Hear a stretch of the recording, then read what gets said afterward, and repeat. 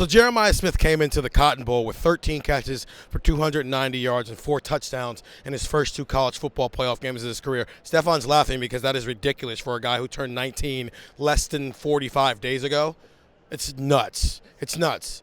He had 1 catch for 3 yards against Texas. Texas decided that anybody not named Jeremiah Smith has to beat them, because they just watched him beat 2 other college football playoff teams, Stephen, Andrew, Stefan.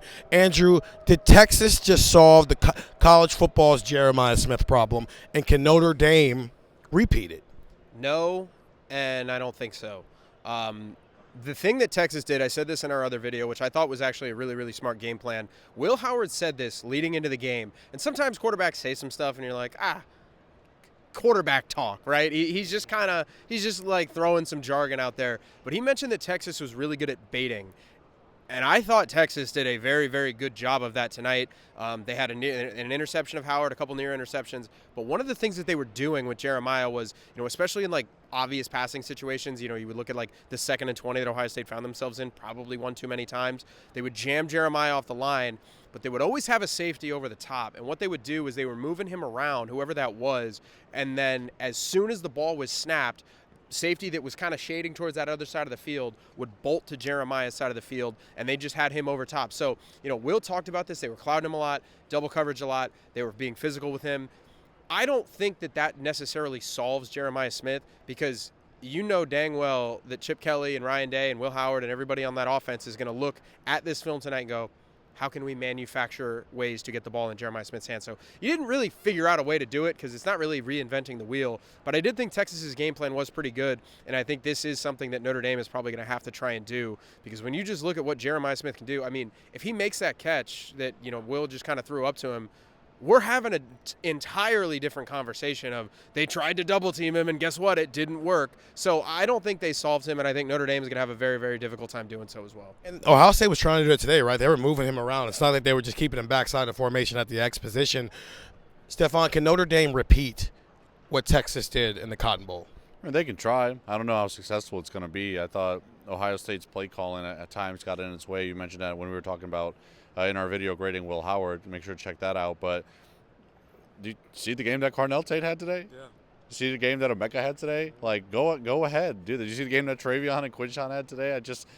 If you think that's the best way to slow this offense down, I'm not going to disagree with you. But is that going to do enough to win a game for you? I'm not sure at this point. I don't know if that's the answer. I don't know if defending Jeremiah like that is the best way to beat this team. I think at some point your guys are just going to have to make plays against stellar guys on the other side, and there might not be a team left that can do that. Well, there's actually only one team left.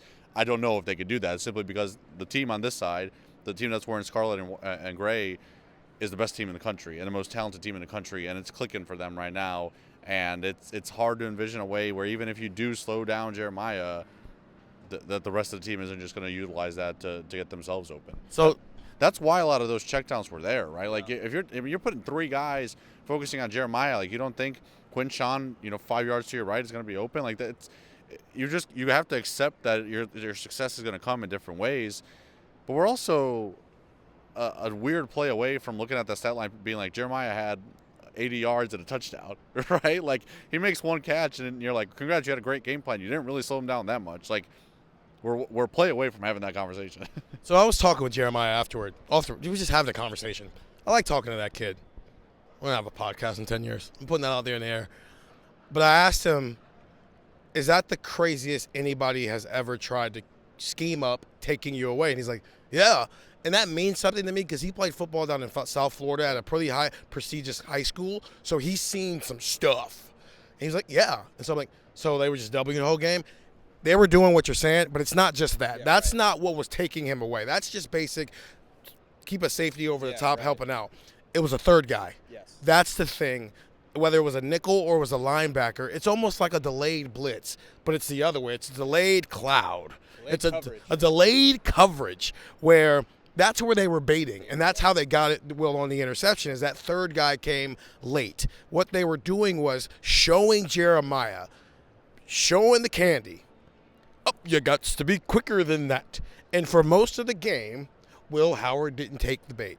The one time he took the bait was coming out of halftime. And you know what? Some of that is seeing that they're still doing it, so I understand that.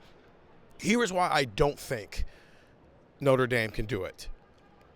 Because if you're going to result that many resources to a star in any sport, you're also like weakening yourself everywhere else, which means the other guys who aren't involved with taking that guy away better be damn good.